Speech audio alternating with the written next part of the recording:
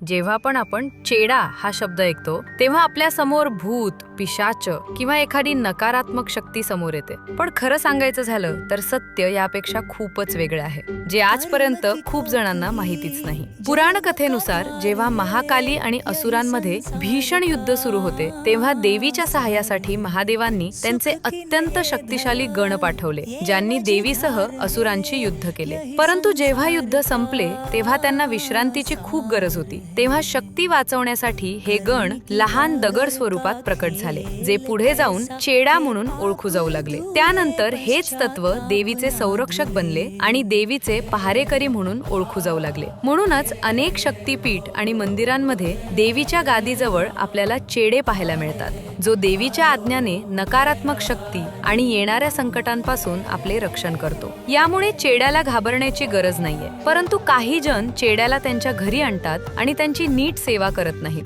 यामुळे त्यांना अनेक अडचणींचा सामना करावा लागतो, कारण चेडा आणण्यासाठी काही नियम असतात. जर आपण त्याचे पालन केले नाही तर त्याचा नकारात्मक परिणाम आपल्यावर पडतो. म्हणूनच कधीही चेडा आणताना त्याचे नियम पाळून त्याचे विधीपूर्वक आगमन करावे आणि निस्वार्थपणे त्याची सेवा करावी.